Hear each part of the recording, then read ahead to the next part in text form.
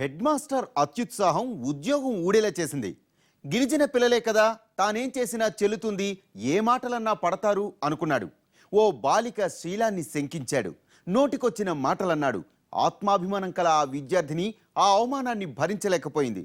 చదువుకు good bye చెప్పి hostel నుంచి ఇంటికి వెళ్ళిపోయింది. ప్రధానోపాధ్యాయుడిపై సస్పెన్షన్ వేటు పడింది. ఇంతకీ ఏం జరిగింది అక్కడ?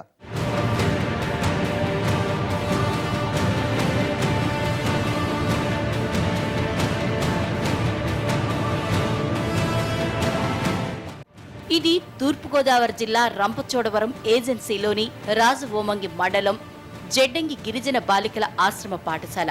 దీని ప్రధానోపాధ్యాయుడు చిక్కుడు సుందర్రావు.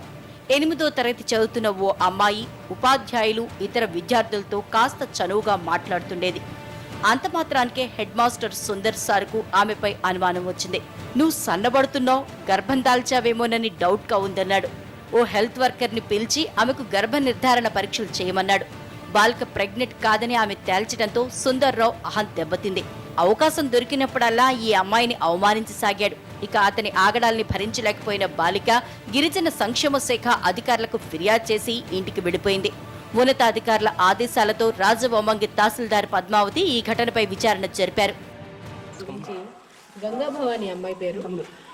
విషయం తెలుసుకుని అసలు ఏం జరిగింది విచారణ కోసం వచ్చాను. ఇంకా నేను విచారణ ప్రారంభించలేదు, మీరు వచ్చేయనుకున్నాను. సుందర్రావుపై చర్యలు తీసుకోవాలని మహిళా గిరిజన సంఘాలు డిమాండ్ చేయడంతో రంపచోడవరం డిప్యూటీ డైరెక్టర్ ఆధ్వర్యంలో ట్రైబల్ వెల్ఫేర్ అధికారులు ఈ ఘటనపై విచారణ జరిపారు.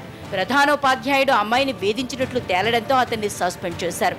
సంక్షేమ హాస్టళ్లలోని బాలికలపై వేధింపులకు పాల్పడే వారిపై కఠిన చర్యలు తీసుకుంటామని హెచ్చరించారు.